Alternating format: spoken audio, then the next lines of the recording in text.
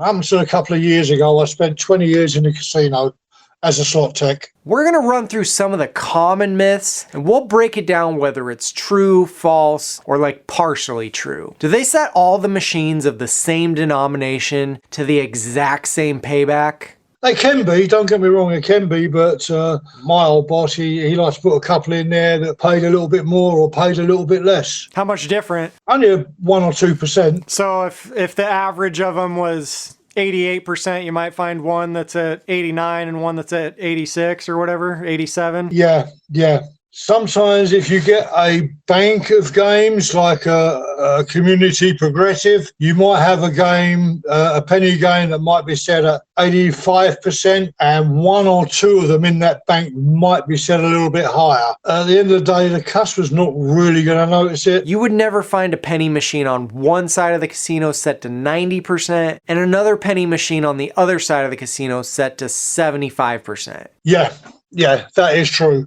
But it's not like you say, like 80% or 95%. That variation, I've never known that to happen. And you might think, I need to find that machine that's like 1% higher. Being so close, you would need weeks or months worth of data to tell the difference. They'll have these machines that have different payouts, and they will tell people, play it for a while and see if you can figure out which one has the higher pay table and which one has the lower. And it's extremely difficult, if not impossible, just sitting down and playing and figuring out based on what you're getting, what the pay chart is like. Anything that you think you figure out will just be by random chance. Branded machines pay out worse because the casino has to pay royalties. The casino doesn't pay the royalties, but most of the branded machines are leased from the manufacturers, and some of the other machines are not leased. So are the leased games typically lower percentage payback than the non-leased or the owned games or whatever? In my experience, not necessarily. Sometimes they are, sometimes they're not. You do have, in most casinos, you have an analyst that decides that, we can afford to pay back this much on this game or this much on that game, and so it goes on from there. A popular penny game that we owned, and it was set for 88%, a lease game would be about the same, maybe 1% lower, 1% higher. And some of the machines that you think aren't leased actually are leased. So you really have no idea which machines are leased and which ones aren't, and whether the casino does lower the odds, and if they do, it's not going to be enough to notice. Stealing someone's machine. Whether you want a machine that's been winning because you think it's gonna keep winning, or you steal one that's been cold because you think it's due to hit any minute. Or if you're playing a machine and you get off it and someone sits down on it and gets a jackpot, they got your jackpot. That idea, right? Is if you would have pressed the button at the exact same millisecond that they had pressed the button. And the odds of that happening are so remote that it's extremely unlikely that someone else got your jackpot or whatever. If I just flipped the coin 10 times in a row and it came up heads every time, the next flip is still 50-50. You have no advantage by knowing what the previous coin flips were. It's the same thing with slot machines. The 5-pull method. This is the idea that if a machine doesn't pay out soon after sitting down, even a little bit, it's not a good machine. This is completely false. Every pull is random, and if you understand statistics, streaks are very common. And since you're gonna win far fewer pulls than you'll lose, a losing streak is very, very likely. And if it happens immediately, it really says nothing about the machine. The more close the actual hold will get to the theoretical hold. Just because of that same thing we were saying, in the short term anything can happen, but over time these numbers will tend to eventually be very close to the same. But the one thing that it might be able to tell you is the machine's variance. Some machines pay out less often in large amounts, and some machines pay out more often in small amounts. If you win immediately, there's a greater chance that the variance is low. But I wouldn't say this is very likely to be accurate. Slot machine tastes. This one is being perpetuated by a scam artist on YouTube. I'm not gonna name his name, but he has this BS story about how casinos program machines to give a few small wins so that you think the machine is a winner and you'll play it all night. And then he just moves from machine to machine, collecting all these wins. Because the casino will give you a taste, because they want you to win, so they want you to keep playing, so they'll give you a win right away to get you hooked on the machine, and it's total bull. This would be illegal for most casinos in most jurisdictions, and it would be stupid in all the other ones. The machine payout is based on the random number generator and is completely random. You don't have to go any farther than this guy's following to see that it's false. While you might find a few people that say it works because they won a jackpot, that's random. That's not how statistics work. What you won't find is someone that says this works time and time again, and now they've quit their job and become a full-time slot machine player. This guy's doing nothing but getting rich by selling you snake oil. Playing machines near a walkway or a busy area. It used to possibly be true, but it definitely isn't true today. But one of the biggest draws that we had, we always put high performing games in awkward areas to get people into that area, because every casino has a dead spot. It's like, you know, Wheel of Fortune, you know, you want to put that into like a dead corner, if you like. It gets people in there. We would get machines that were popular machines into that dead spot. The popular games, were they necessarily the highest paying games? Not necessarily, but the popular games you'd put into basically a quiet area. The one thing that the text did tell me was that they put the machines with the large variance near the entrance, so that when someone eventually does win that big jackpot, at least people will be around to see it. This doesn't mean that the machine has better odds, it just means that it has a higher variance. Don't use your player's card. I mean, you can go into the system and see who's carded in, who's not carded in, but the cards have no bearing on the game at all. The game itself is basically an independent computer. It technically has no memory. It has no, can't tell you what the future holds. So having a card in or card out, again, it's another bullshit.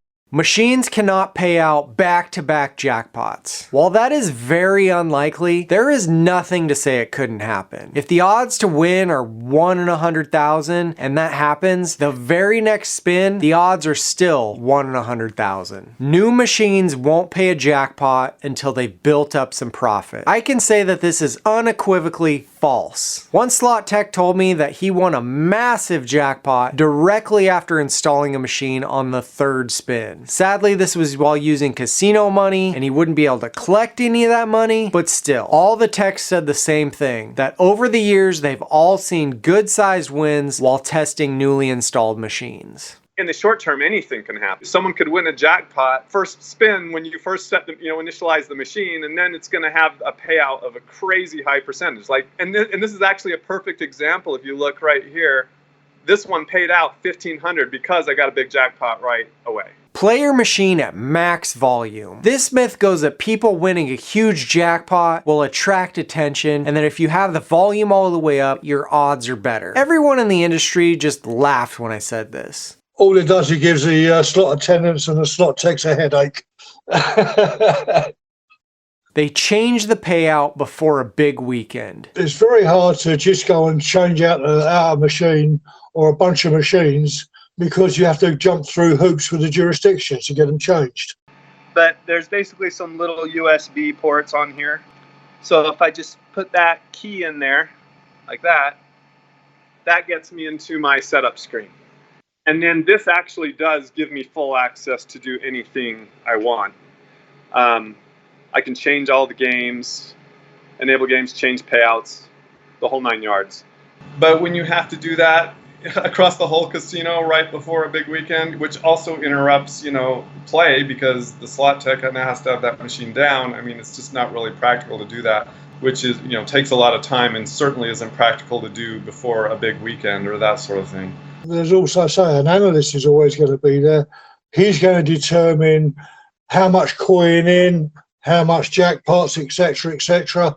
So he has a bearing on what the machine's going to pay. Get all the figures on that game, probably over 3 months, to see if it's paying enough or not enough or whatever. All casinos work for a profit, but the thing is, they also want people to keep coming back. They change the payouts remotely. This is completely false for most slot machines today. Technically, they could do it on server-based machines. The game had to be idle, I think, either for 15 minutes or an hour, and then it had to be out of service for a couple of hours, and then you could do whatever you wanted to change on it. You couldn't out of service a game if there were credits on it, so it was being played. So we had to wait wait until they were idle, and then we put them out of service, and then let the computer do its thing. What did they change with them with those central server ones? You change the game theme. Everything was set on the back end, the par, the coins, the denomination. So technically you could make a penny game into a dollar game and change the theme, or you can change it back again. Do you think they were using that to change the odds ever? No, because all these things are set at the beginning. So with our jurisdiction, we had to let them know what we were setting it at. And even on these server-based games, we had to tell them where it was. And then as soon as we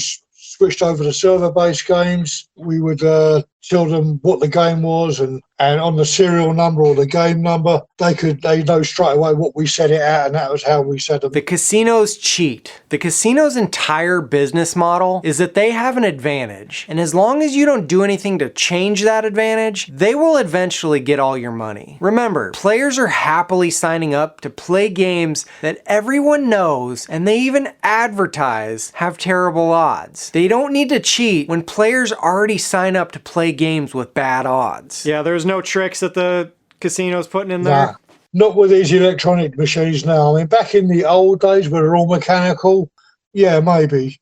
But these days, not a chance. Use larger bills like hundreds. The machine does track all your currency that you put in it and keep a record of it, but the only thing the machine tracks while you're playing is the overall credits, and if you have enough credits to make your bet and spin the game. It doesn't matter if you put a dollar bill in for a penny game that plays 90 lines, or you put $100 bill in to play the same 90 lines. It doesn't have anything to do with that at all. Employees know which slot is loose and which ones are tight. The only employee that would know the rhyme or the reason is the floor manager. The slot manager, the performance manager, he will decide you're going to set this one to this one to this, and so on. And there is no way that they're going to share anything with you. A tech might remember like 1 or 2 machines that are higher or lower in the bank, but they probably don't care enough to remember, and they're probably not going to tell you anything. I mean, even a tech would probably need to open the machine up and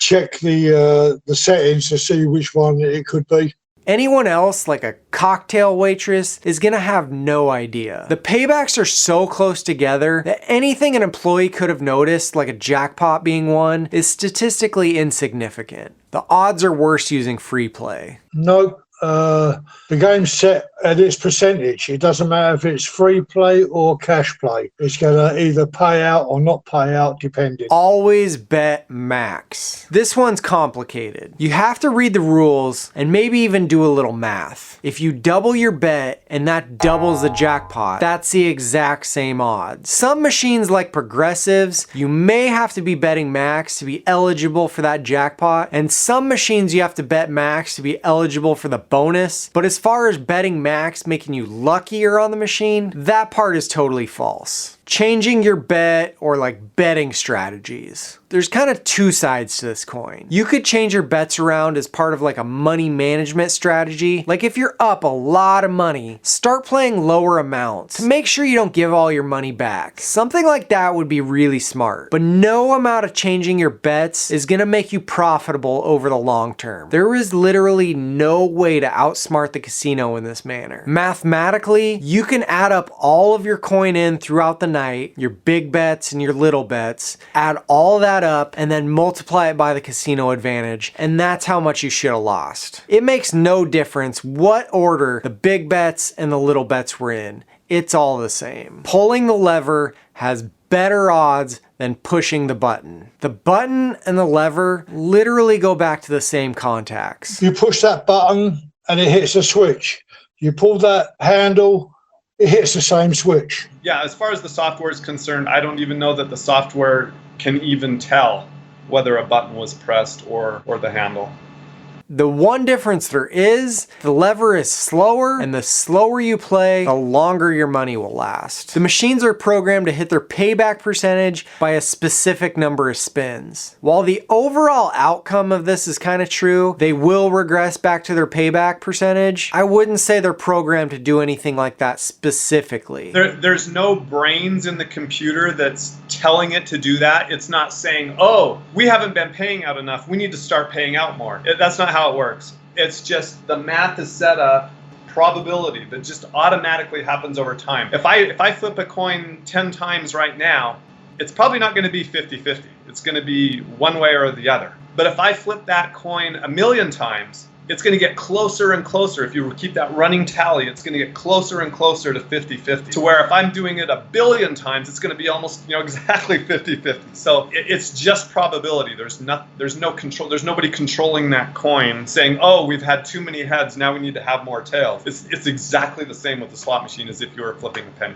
As humans, we have it in our DNA to look for patterns. We've developed that through thousands of years of evolution. If we touch something hot, we learn that it burns us and not to do it again. We do the same thing with slot machines. We notice patterns and then we try to make sense of them. I won a jackpot when I was sitting by the bar, betting max, pulling the lever, I had the volume all the way up, and I was wearing a green shirt. Also, here's something to think about. If every machine in the casino is set to 75%, except for one, and that machine is set to 95%, let's say you knew somebody personally and you got that insider information. You knew which machine was 95%. That payback is still less than 100%. You're still losing money. Before your next Vegas trip, get educated. Thanks for watching.